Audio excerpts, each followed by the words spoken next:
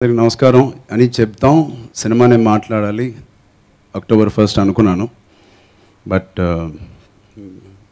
Co artist అందరూ మాట్లాడడం విని, వంశీ గారు మాట్లాడడం విని ఒక 2 మాటలు మాట్లాడాలనిపిస్తుంది. ఇది వంశీ గారు, నాకు మీరు చెప్పింది ఒకటి ఏదో గుర్తులేదన్నారు మేకప్ రూమ్లో, అలాగే నేను మీతో చెప్పింది మీకు ఒకటి గుర్తులేదు. కరెక్ట్గా మగధీర అయిపోయింది, నెక్స్ట్ ఏ సినిమా చేయాలి అనుకుంటున్నాను. ఖచ్చితంగా యాక్షన్ అయితే అవ్వకూడదని గట్టి బిలీఫ్. ఆ టైంలో నాకు గుర్తుండి ఒకసారి ఆయన ఎక్కడో కలిసాను, ఎవరో సో ఎక్కడో కలిసి ఇమీడియట్గా ఆయన్ని గోవిందరాంధ్ర గారు సింపుల్గా చెప్పాలంటే నా 4 years ప్రయత్నమే.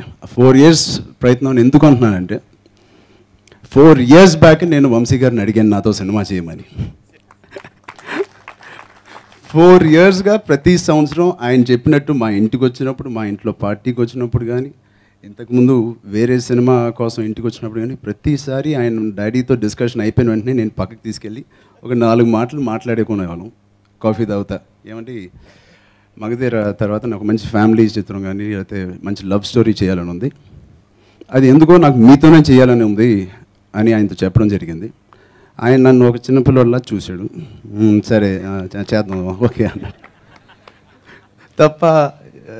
ఎందుకో దాన్ని ఆయన అంటే బేసిక్లీ ఆయన కూడా ఒక థాట్ రావాలి, అది ఏదో మనం చెప్పగానే వచ్చేది కాదు ఇలాంటి సబ్జెక్ట్స్, అది లోపల నుంచి జనరేట్ అవ్వాలి ఆయనకి. అండ్ ప్రాబబ్లీ అది జనరేట్ అవ్వడానికి నిజంగా ఆయన నన్ను ఎలా చూపించాలో, సినిమా నాతో ఎలా తీయాలో అనేది ఆయనకి ఆలోచన రావడానికి నిజంగా 4 years పట్టింది. బట్ ప్రతి సంవత్సరం నేను ఆయన వదలకుండా అడుగుతూనే ఉన్నాను. అది ఆయన మర్చిపోయి ఆ ఒక్కరోజు మేకప్ రూమ్ది చెప్పారు అంతే. అందుకే మీరు చూస్తే ఆరెంజ్ తర్వాత నేను ఒక్క ఫ్యామిలీ చిత్రం కూడా ప్రయత్నం చేయలేదు.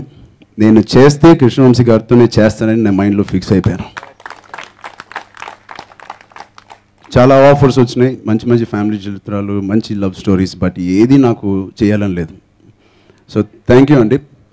నిజంగా మా ఫ్యామిలీకి కానీ, మా అభిమానుల ఫ్యామిలీకి కానీ, మా అందరికీ ఒక చక్కటైన చిత్రం.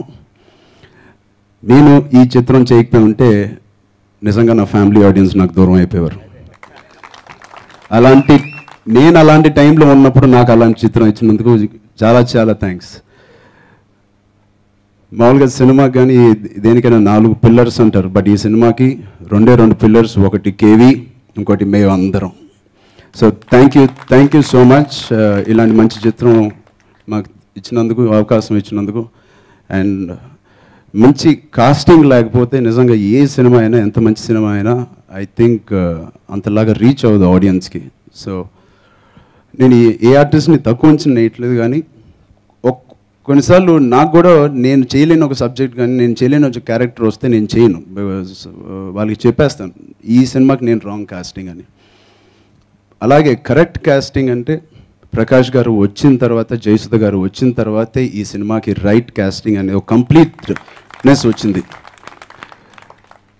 నిజంగా గాడ్స్ గ్రేస్, ప్రకాష్ గారి డేట్స్ కానీ, ఆయన అవైలబిలిటీ ఆయనకి ఒక నచ్చి నిజంగా ఒక హ్యూజ్ పిల్లర్ మా అందరికీ. ఈ సినిమా వరకు చూస్తే ఇంకా ఎవరితో నేను అలాంటి సీన్స్ చేసినా, మా గ్రాండ్ ఫాదర్ వెనకాల పరిగెట్టే సీన్స్ కానీ, గ్రాండ్ ఫాదర్ లాగే నేను అతను ఊహించుకున్నాను. అది కేవలం ప్రకాష్ గారి వల్ల అయితేనే నాకు అవన్నీ బయటకు వచ్చినాయి తప్ప ఇంకా ఏ ఆర్టిస్ట్ నేను చూడలేకపోయాను. అది గట్టిగా మేమందరం డెసిషన్ తీసుకుని ఆయన రావడం జరిగింది. అండ్ బ్యూటిఫుల్, అప్పటి నుంచి ఆటోమేటిక్గా న్యాచురల్గా వచ్చేసినాయి సీన్స్.